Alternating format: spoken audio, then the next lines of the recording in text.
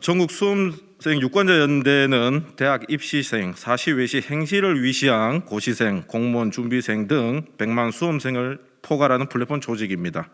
정책의 변화에 수동적으로 쫓겨다닐 수밖에 없는 을중에 을인 수험생의 목소리를 대변하고 우리 사회가 나아가야 할 올바른 방향이 되게 묻기 위해 여러 청년단체와 함께 이 자리에 섰습니다.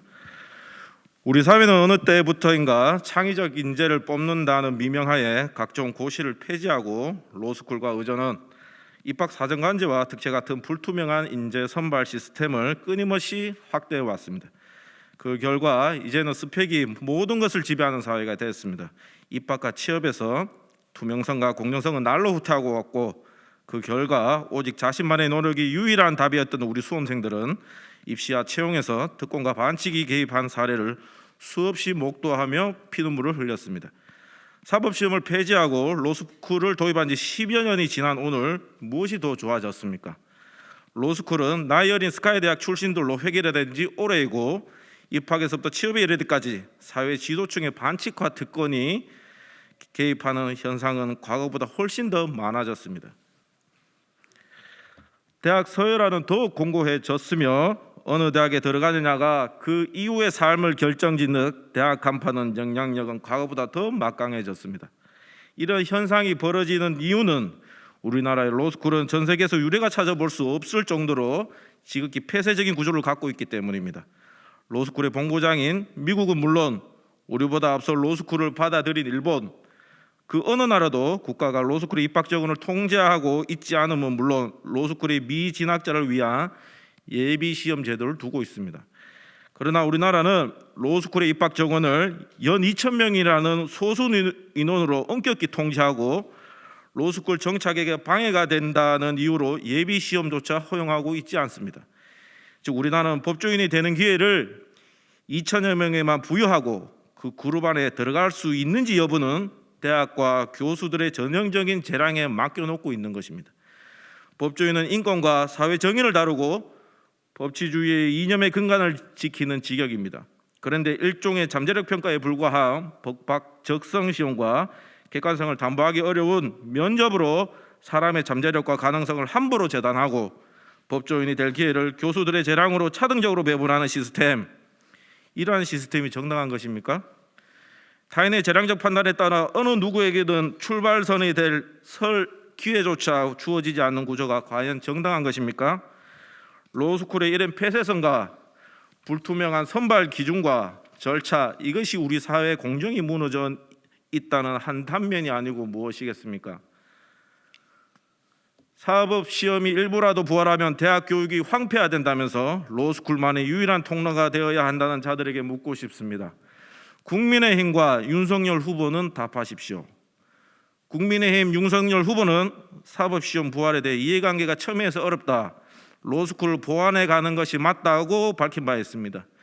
예비시험과 같은 우회로는 입학 정원을 소수로 제한하고 있는 우리나라에서 더더욱 필요할 수밖에 없고, 대다수 국민들은 사법시험을 부활을 원하고 있습니다. 국민들의 이러한 요구가 공정과 상식에서 벗어난 일입니까? 미국, 일본도 도입하고 있는 예비시험이 유독 우리나라에서만 허용되지 않는 이유는 무엇입니까? 이것이 그대가 생각하는 공정과 상식입니까? 그동안 국민의힘이 사법시험 부활에 대해 긍정적인 입장을 보여온 것은 그저 여론을 흡수하고 민주당을 공격함으로써 우위를 차지하기 위한 쇼에 지나지 않은 것입니까? 민주당과 이재명 후보에게 바랍니다. 민주당의 이재명 후보는 사법시험 일부 부활을 약속하면서 자격이 있는지를 평가하는 시험을 놓고 또다시 시험을 치를 자격이 있는지를 묻는다는 것은 부당하다고 밝힌 바 있습니다. 이재명 후보가 로스쿨의 근본적인 문제점을 정확하게 꿰뚫고 있음을 드러낸 것입니다. 이번 대통령 선거를 기점으로 근본적인 문제를 정확하게 꿰뚫은 통찰력이 바탕이 된 결단력 있는 행동으로 이어져 정령 공정 정책의 완성을 이끌어낼 수 있기를 바랍니다. 을중에 을인 이 땅의 수험생들과 대다수의 청년들은 믿습니다.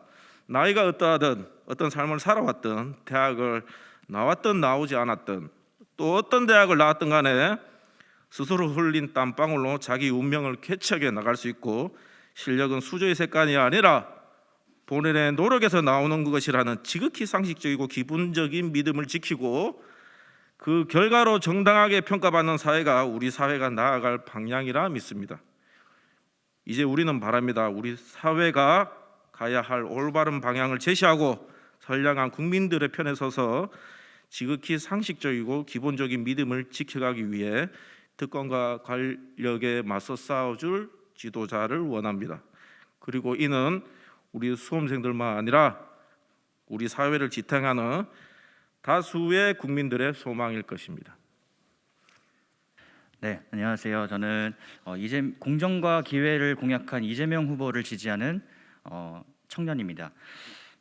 누구도 청년에게 귀를 기울여지지 않던 2015년, 그리고 성남 시절에 이재명은 청년 배당 복지 정책을 전국 최초로 제시하였습니다. 그리고 2022년 경기도 청년 기본소득 등 정책 기조를 변함없이 이어오고 있고, 또 공정과 청년의 기회를 보장한다는 그런 공약을 또 제시했습니다. 이재명 후보는 계속해서 청년 체감형 정책을 발표하고 있고, 또 일자리 양적 증가를 뛰어넘어, 그리고 청년의 자발적으로 이직을 할 때 또 구직급여를 지원함으로써 양질의 일자리를 더 선택할 수 있는 그런 기회를 넓히고자 또 공약을 했습니다.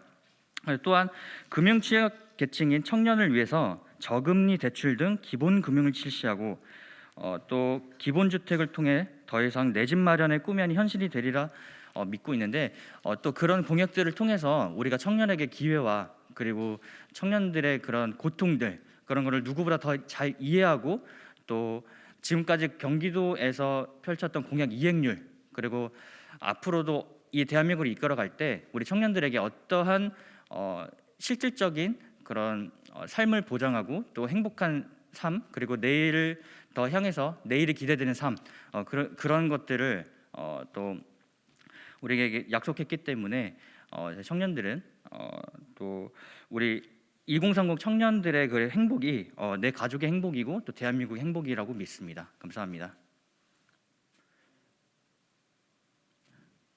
네, 그리고 마지막으로 이 한마디 하고 싶은데, 또 청년들의 분노도 있고 또 갈등 조장도 있고, 또 우리가 청년들이지만 되게 이용당하고 있다는 느낌이 많이 듭니다. 근데 이재명 후보만큼은 정말 그 청년들의 그런 세밀하게, 또 청년들이 현실적으로 무엇을 원하고 있는지, 그리고 귀담아 들으려고 하고, 또 소통하려고 하고, 또한 그것들을 해결하기 위해서 노력하려고 하고, 그런 모습들을 보이고 있습니다. 이 전국에 계신 이 방송을 보고 계신 이 전국의 청년들도 이재명 후보의 지난 과거의 행적이 어땠고 앞으로도 어떨 것이라는 것을 다시 한번 생각해 주시길 바랍니다. 감사합니다. 안녕하십니까. 저는 계약직을 전전하다가 이 자리에 오게 된 청년 장경돈입니다. 여러분, 대한민국 청년 여러분, 우리의 미래를 술꾼에게 맡길 수는 없습니다. 우리의 미래를 함께할 일꾼을 뽑아야 합니다. 그러나 지금 굉장한 위기입니다. 여론조사는 초접전에 있고, 길거리에서는 일꾼을 일꾼이라 부르지 않고 폭력을 행하는 자라고 부르고 있습니다. 우리가 절실하고 간절하게 지지해야 합니다.